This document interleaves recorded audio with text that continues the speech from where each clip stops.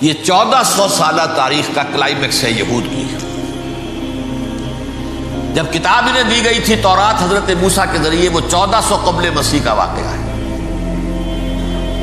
اس وقت سے لے کر اللہ کا وہ فضل ان پر ہوا کہ کوئی ایک لمحہ ایسا نہیں آیا 1400 برس میں کہ ان کے ہاں کوئی نہ کوئی نبی موجود ہو۔ یہ تار ٹوٹا ہی نہیں، 2 سے شروع ہوا، موسیٰ ہارون علیہ السلام، اور 1400 برس کے بعد پھر آخری 2 ہیں، عیسیٰ اور یحییٰ علیہ السلام، یوں سمجھ لیجئے۔ اور اس کے درمیان یہ تار ہے، اور اس تار میں کوئی ایک لمحہ ایسا نہیں آیا کہ کوئی نبی موجود ہو۔ اس میں اتار چڑھاؤ بہت سے آئے ہیں، اس کا وہ میرا موضوع نہیں ہے اس وقت۔ قبل مسیح کی تاریخ جو ہے وہ میرا موضوع نہیں ہے۔ قرآن مجید میں سورہ بنی اسرائیل کے پہلے رکوع میں اس کا تذکرہ موجود ہے۔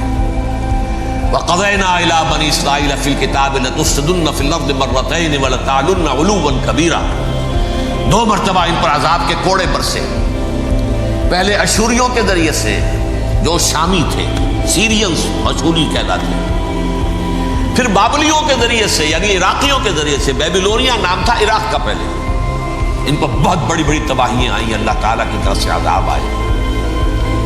اس کے بعد پھر دوسرے دور میں دوسرا اقتدار کا دور آیا، خربستیاں بڑھ گئیں، تو پہلے گریکس کے ذریعے سے، یونانیوں کے ذریعے سے، اور پھر رومیوں کے ذریعے سے پسوایا گیا۔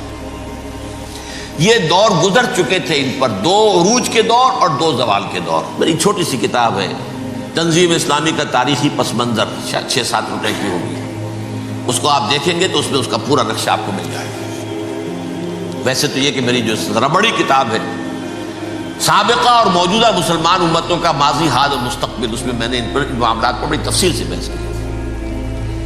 بہرحال یہ جو دور تھا ان کا 1400 سالہ، وہ اونچ نیچ سے ہوتا ہوا جب آیا ہے حضرت مسیح کی بعثت پر، تو ان کی شرارت کی انتہا یہ ہو گئی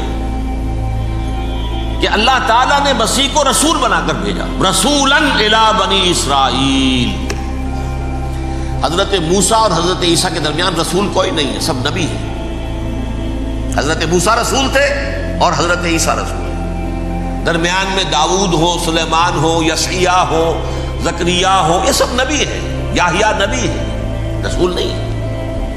لہذا وہ شہید کر دیے گئے، رسول شہید نہیں ہو سکتا، قتل نہیں ہو سکتا۔ لیکن عیسیٰ اور موسیٰ کے درمیان 1400 برس ان کے جو ہیں، اس کا کلائمیکس ہے حضرت مسیح علیہ السلام کی بعثت، اور حضرت مسیح علیہ السلام کو جسے اللہ نے اپنی روح قرار دیا، روح منہ، کلمتہ القاہا الی مریم، اللہ کا کلمہ، عظیم ترین معجزات۔ انہوں نے کیا کہا؟ یہ ولد الزنا ہے، حرامزادہ ہے، معاذ اللہ، نقل کفر نباشا، یہ جادوگر ہے، یہ مرتد ہے، یہ واجب القتل۔ اصل حکومت اس وقت رومیوں کی تھی حکومت، لیکن انہوں نے انہیں آٹونومی دے رکھی تھی، اپنے مذہبی معاملات تم خود طے کر سکتے ہو۔ تو کائفاس جو اس وقت کا ان کا ہیڈ ربائی تھا سب سے بڑا، اس کی عدالت نے فیصلہ کیا مسیح کو سولی چڑھا دیا جائے۔ پائلیٹس پونٹس، اس کے پاس ان کی ازداج پہنچ گئی، یہ ہمارا مجرم ہے مذہبی، یہ مرتد ہے، یہ کافر ہے، یہ جادوگر ہے، یہ واجب القتل ہے، اسے قتل کر دو، سولی چڑھا دو۔ خیر وہ لمبی بات ہو جائے گی، اس نے تو اپنے ہاتھ دھوئے کہ صاحب ہمارے پاس کوئی جرم نہیں ہے اس کے خلاف، تم کہتے ہو تو ٹھیک ہے، سولی چڑھا دیتے۔ یہ دوسری بات ہے کہ اللہ نے حضرت مسیح کو اٹھا لیا آسمان پر، ان کی جگہ وہ شخص سولی چڑھا جس نے غداری کر کے گرفتار کروایا تھا، جوڈاس اسکیریوٹ، اس کی شکل اللہ نے بدل دی حضرت مسیح کی سی، اور حضرت مسیح کو فرشتے اٹھا کے اوپر لے گئے، وہ زندہ آسمان پر اٹھا لیے گئے۔ اور یہ ساری تفاصیل نہ قرآن میں ہے نہ حدیث میں ہے، یہ انجیل میں ہے، لیکن انجیل کون سی؟ برنباس کی انجیل، gospel of the Lord according to Saint Barnabas. یہ حواریین مسیح میں سے تھے، لیکن عیسائی ان کو تسلیم نہیں کرتے، ان کی بائبل کو صحیح نہیں مانتے، کینونیکل نہیں مانتے۔ 100 انجیلیں تھیں، 104 تھیں، جن میں سے 4 چنی ہیں انہوں نے، یہ بتی اور جان اور مرکس مارکس، یہ ہے، تو یہ 4 انجیلیں ہیں، انہوں نے تسلیم کیے کہ یہ کینونیکلز ہیں، یہ تو ہیں حقیقی، باقی جو ہے 100 اس کو وہ تسلیم نہیں کرتے۔ ان میں سے ایک ہے یہ برنباس، اس میں یہ تفصیل ہے۔ کہ اللہ تعالیٰ نے اس شخص کی، جیوڈاس کی، یہودا جیوڈاس اس کو انگریزی میں کہتے ہیں، اس کی شکل بدل دی حضرت مسیح کی سی. وہ گرفتار ہوا، وہ سولی چڑھا. وہ غدار تھا، غداری کی سزا اسے ملنی تھی، وہ مل گئی. حضرت مسیح کو فرشتے 4 اٹھ رہے ہیں. جس کوٹڑی میں حضرت مسیح مقیم تھے، ایک باغ کے اندر روپوش تھے، اس کی چھت پھٹی ہے. 4 فرشتے آئے ہیں، حضرت مسیح کو اٹھا کر لے گئے ہیں. چھت برابر ہو گئی ہے. اس کے بعد وہ شخص پکڑا گیا. بہرحال حضرت مسیح کو اللہ نے اٹھا لیا آسمان. لیکن وہ دن ہے کہ اس قوم کو اب مغضوب علیہم قرار دے دیا گیا. نوٹ کر لیجیے، اصل میں تو ہونا یہ چاہیے تھا کہ رسول کی جان کے در پہ جب کوئی امت ہو جاتی تھی تو اللہ کا قاعدہ یہ تھا کہ اس امت کو نسیہ منسیہ کر دیا جائے. حضرت نوح کی قوم کو ختم کیا یا نہیں؟ حضرت ہود کی نگاہوں کے سامنے قوم عاد برباد کی گئی یا نہیں؟ حضرت صالح کی نگاہوں کے سامنے قوم سمود برباد ہوئی. یہ اللہ کا قاعدہ رہا. سدوم اور عمورہ کی بستیاں حضرت لوط علیہ السلام جہاں بھیجے گئے، مدین کا علاقہ جہاں حضرت شعیب بھیجے گئے، اہل فرعون جن کی طرف موسیٰ کو بھیجا گیا، سب ہلاک کر دیے. کیونکہ رسولوں کے بارے میں اللہ کا ذات، نبیوں کے بارے میں یہ بات نہیں ہے. نبی آیا، اس نے دعوت دی، جس نے مان لیا اچھا کیا، اپنے لیے اچھا کیا، نہیں مانا اس کی اپنی جو ہے آخرت برباد ہو گئی. دنیا میں کوئی فیصلہ اس کا نہیں ہوتا. لیکن رسولوں کا معاملہ یہ ہوتا ہے کہ دنیا میں وہ اللہ کی عدالت بن کر آتے ہیں. مانو گے تو بچو گے، نہیں مانو گے ہلاک ہو جاؤ. تو اس اعتبار سے وہ مستحق تو ہو چکے تھے اس کے کہ انہیں ہلاک کر دیا جائے. اب اللہ کی کوئی خصوصی مشیت ہے، اس میں کیا حکمت ہے، وہ ہے ایک حکمت میں بعد میں اگر وقت ہوا تو بتاؤں گا. فیصلہ یہ کیا اللہ نے کہ حضرت مسیح کو تو اٹھا لیا زندہ، اور ان کی رسی ابھی مزید دراز کر دی کہ ان کو ابھی مہلت دے دی کہ تمہیں آخری استیصال، جس کو عذاب اکبر کہتا ہے قرآن. سورہ سجدہ جو حضور ہر جمعے کی پہلی رکعت میں فجر میں پڑھتے تھے، وَلَنُذِيقَنَّهُم مِّنَ الْعَذَابِ الْأَدْنَىٰ دُونَ الْعَذَابِ الْأَكْبَرِ لَعَلَّهُمْ يَرْجِعُونَ. چھوٹے چھوٹے عذاب اور ایک بڑا عذاب، جبکہ قوم بالکل برباد، نسیم منسیہ، کأن لم یغنوا فیہا، ایسے ہو جائے جیسے کوئی تھے ہی نہیں آبادیاں. لا یرا الا مساکنہم، اب ان کے مسکن نظر آتے، مکین نظر نہیں آتے. یہ عذاب اکبر جو ہے وہ ان پر نہیں آیا، حالانکہ وہ مستحق ہو گئے تھے اسی وقت. اس کو یوں سمجھیے کہ کسی شخص کو پھانسی کا حکم تو ہو جائے، ایگزیکیوشن نہیں ہوتا ہے. کئی سال گزر جاتے ہیں پڑے ہوئے، اور معاملات جو ہیں وہ چلتے رہتے ہیں. یہ معاملہ ہوا اس کے ساتھ، ورنہ یہ مستحق ہو چکے تھے آخری بربادی تباہی کے، عذاب استیصال، جڑ سے کاٹ دینے والا عذاب. وہ آ سکتا تھا ان پر اسی وقت، لیکن اللہ نے ان کی مہلت دراز کی ہے. لیکن اس کے بعد اللہ نے ان کو ایک اور موقع دیا. 600 برس بعد حضرت مسیح کے محمد الرسول اللہ صلی اللہ علیہ وسلم کی بعثت ہوئی. اور یہ میں سمجھتا ہوں کہ اس قوم پر اللہ کا اتنا بڑا فضل تھا، اتنا بڑا فضل تھا، اتنا بڑا فضل تھا. اب پھر ایک موقع دیا، عسیٰ ربکم ان یرحمکم وان عدتم عدنا.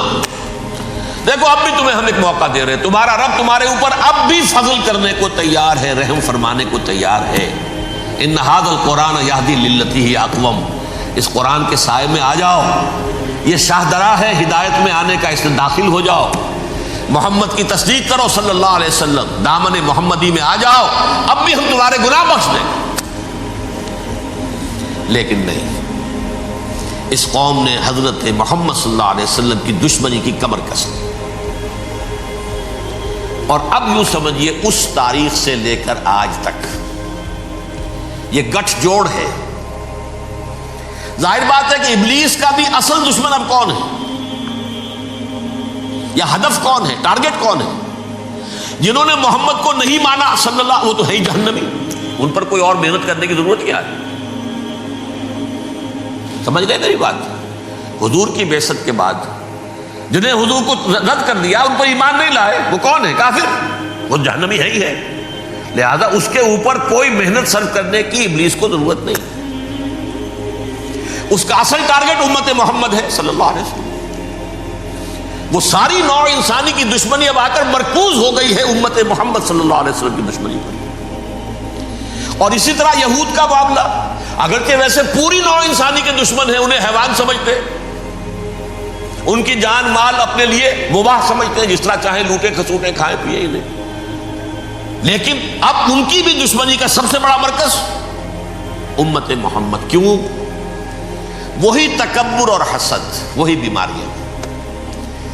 انہیں تکبر یہ ہو گیا تھا کہ 2000 سال سے یہ نبوت ہماری میراث، ہماری جاگیر. بنو اسرائیل کے اندر سینکڑوں نبی آئے، 3 کتابیں اللہ نے ہمیں عطا کی. یہ کہاں سے آ گیا محمد صلی اللہ علیہ وسلم؟ معاذ اللہ ثم معاذ اللہ. یہ امیین میں سے، یہ جنٹائلز میں سے، یہ گوئنز میں سے، یہ حقیر ان پڑھ. کہاں ہم، کہاں یہ نہیں تسلیم کریں گے. حالانکہ قرآن کہتا ہے یعرفونہ کما یعرفون ابناءہم.